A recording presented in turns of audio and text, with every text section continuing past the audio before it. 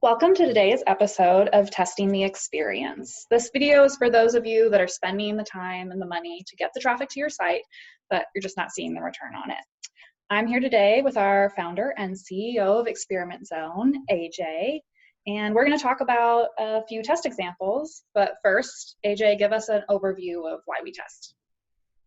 We see time and time again that both big and small changes can really impact how customers behave on sites and ultimately then have an impact on conversion. So we've got tests that will have, 1 to 2% lifts to orders, and then we see tests with, 10, 20, 30% increases. So everything that we test helps us understand our customers better and helps us drive more revenue. Okay, got it. So let's just jump into it. What types of products are we going to look at today? We're going to take a look at some companies selling gift baskets online. All right. And we're going to talk about the top things that they should be concerned about messaging to customers, right? So what's the first thing?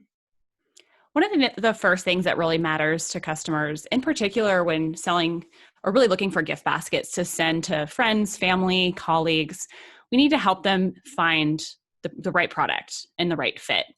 So we're going to look at two examples today. So the first example, Gifttreecom. What we're looking at here and what we're really looking for customers is, can they figure out who to shop for, right? Let's look for some inspiration based on the type of gift we're giving and who we're giving it to. So they have a section pretty far down the page called Shop by Gift Type, but that's really still very centric to the product and not about the customer.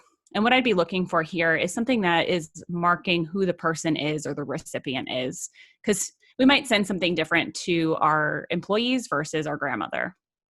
They do have Shop by Occasion, which is a good start, but I'd love to test out Shop by Person and really highlight who the person is that would be receiving the gift. All right, let's look at another homepage. So with gourmetgiftsbaskets.com, we see that they do have the gifts by type in that far right section, and they are highlighting right away the different occasions, but they still have that same opportunity. Who are we selling this gift basket to? Who's it going to be gifted to? It's a little bit hidden here. They do have that shop by recipient down at that bottom of the gifts by type section. I'd really like to test out for them shop by recipient in the primary navigation. Increase visibility, help people really understand where to get started for the person that's the gift recipient. Okay, so the first thing was findability, and what's the second thing these sites should think about? Customers are going to be really concerned about delivery options. Is it going to arrive on time? When is it going to arrive within the day? How does it arrive? And even what does that cost? So let's take a look at Harry and David. On their site, they clearly are saying it's available to ship now. So that's a reassuring message that it is available today. This product is available at these 3 different price points. But as you scroll down, I'm not really getting a lot of assurance here that this is something that will arrive for a specific occasion, whether it's a holiday or a birthday. So I would expect to see, once I add to cart, and hopefully on this page as well, some more details about the shipping cost and the timing for delivery.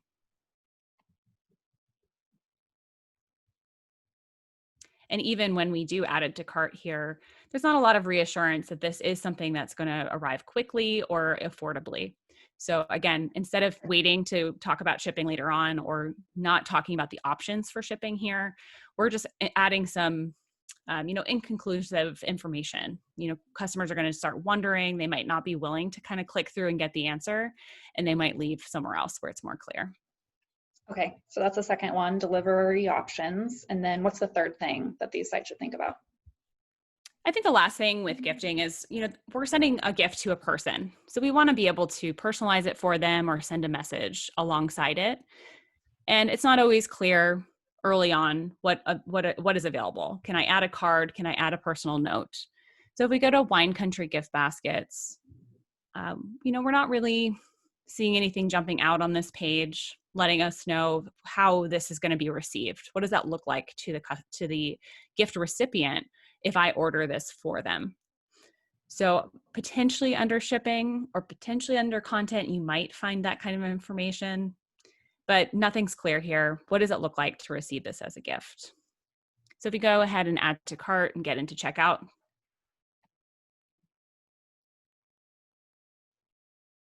we're kind of not getting any information about this. We can ship it to multiple recipients, which could be helpful in some context. But again, I don't see an option here to add a gift message or to hide the price, which is something people can be very sensitive about when they're giving a gift as well.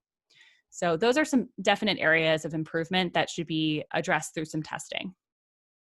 Okay, so just to review, the top things are findability, showing delivery options, and then having access to gift messaging. But those are just the big ones, right? What are some other things that these sites can test? I mean, the real key is to get into an experimentation mindset. So, as soon as we start identifying customer needs, there's a bunch of different ways we can solve it. And the only way we really know what's effective for our customer is by putting it out there, collecting data, and really validating that the approach is moving things in the right direction. So, this is how we help our customers. We help teams make experimentation the driving force for their stores so they can be confident that they are making the right decisions that are both customer centric and going to drive more revenue. And we see customers get 10x or greater ROI from working with us. That is an ROI that I think we can all get behind. Well, thank you, AJ, for walking us through that. If you are looking to increase your site's revenue, you can go to experimentzone.com and get your free conversion report card. It's 3 conversion takeaways to improve the revenue for your site. The link will be in the comments. And of course, please subscribe to our YouTube channel for all of the upcoming Testing the Experience videos.